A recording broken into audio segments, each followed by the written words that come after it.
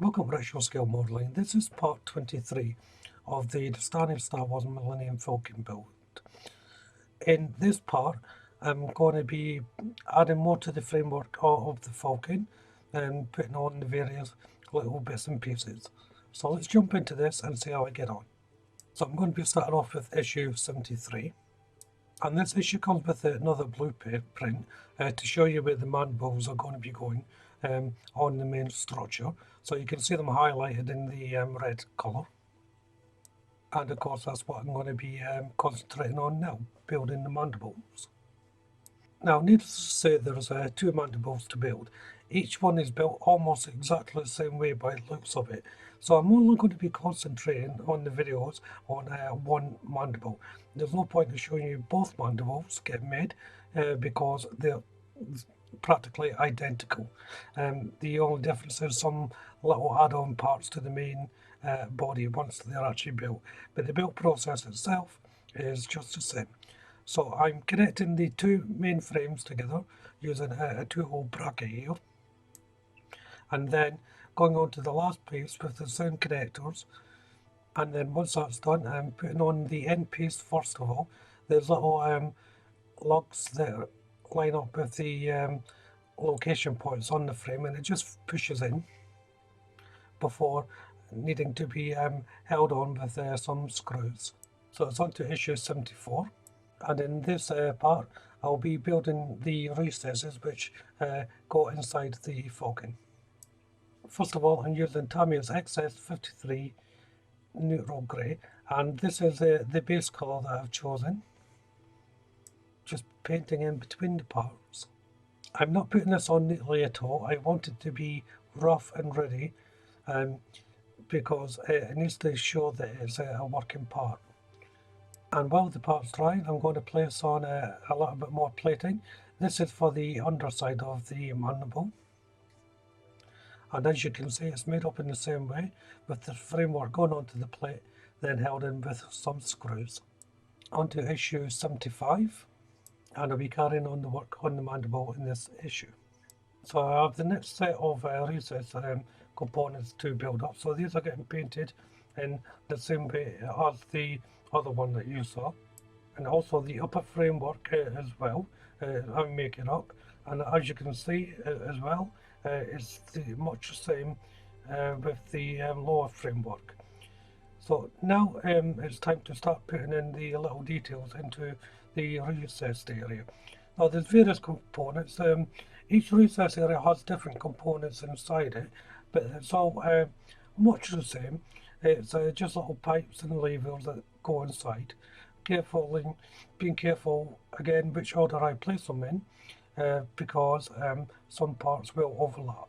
On to issue 76, and as you can see, it's more work on the inserts to do, and it's just carrying on from what I've done before. So I'm doing another set of two. There is 8 overall to do, 4 on each mandible. I'm using Tamiya's Weather Master Series C and the gunmetal component once more, just to add a little bit of dirt and surface heat muck on it. And I'll be doing this for all the insert components. Now the reason why I'm doing it all, because I don't intend to show you all it getting done. There's only need to show you the different processes. As I said, they're all basically the same anyway. On to issue 77, and in this issue I'll begin to do the main assembly on the mandibles. It's fairly easy to insert these. There's 2 location points, and just making sure that they're facing the right way. I assume they have to go a certain way, so I'm just following the pictures to make sure that each component is the right way around. But once they're on, it's just a case of putting them on and then securing it with a couple of screws. Now I'm using XF18 medium blue by Tamiya. Now after putting these in, I thought they were still too light and they weren't dark enough. So I decided to go for the blue colour just to add more grime to it. Ideally it would have been better doing this before I placed them in, but I just didn't think. I thought they would be okay, but once they were in place, I thought no, they had to be darker. So what I'm doing here is just using my stipple brush, putting a little bit of paint on my brush, taking the excess away and just dabbing it around the area that I want the pigment to go on. So it doesn't really matter if I go too deep here, as long as I get an overall coverage of it being grimy, dirty and so on. So now I'm moving on to the exterior, and there's various pipes and items that I have to add here. So I'm just cleaning up the piece that I've cut off at the moment. Now, as you can see on the sprue, there's a few of these pipes to place in. Each one has its own specific location, as you would expect. Doesn't really matter about the order I place them in, because they don't really interact with each other. But the location points inside the recessed area can get a bit tight. So I thought, no, I'll just follow the actual guidelines and go on from there. So I'm just placing the last in for this section.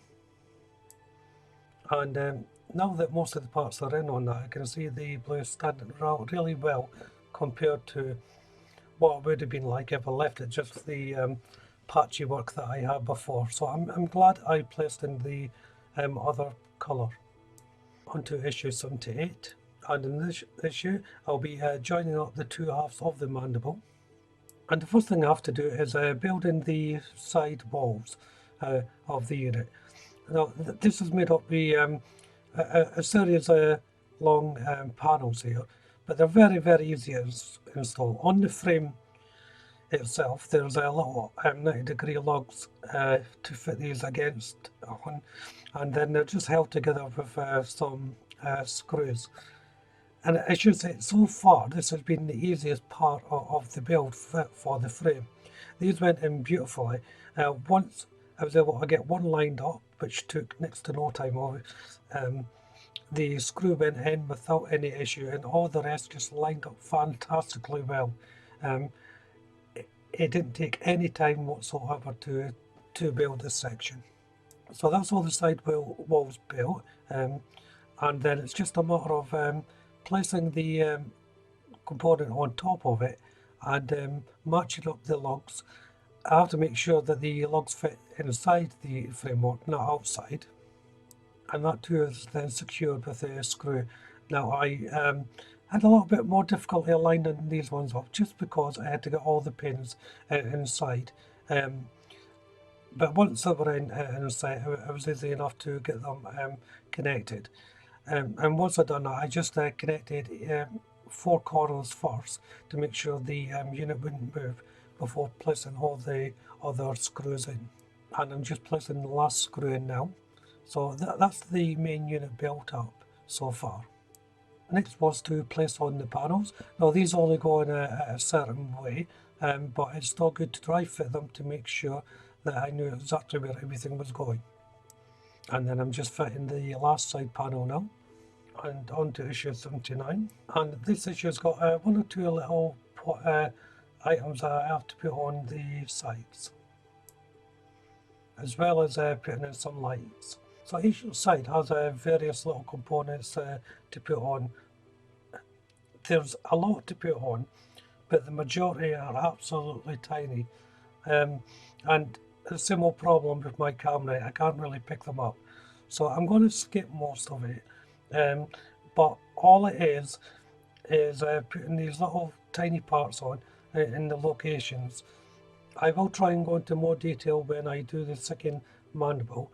I won't show you the actual mandible getting built because you've already saw it, but I'll try and go more detail into the side paneling when I get onto that stage.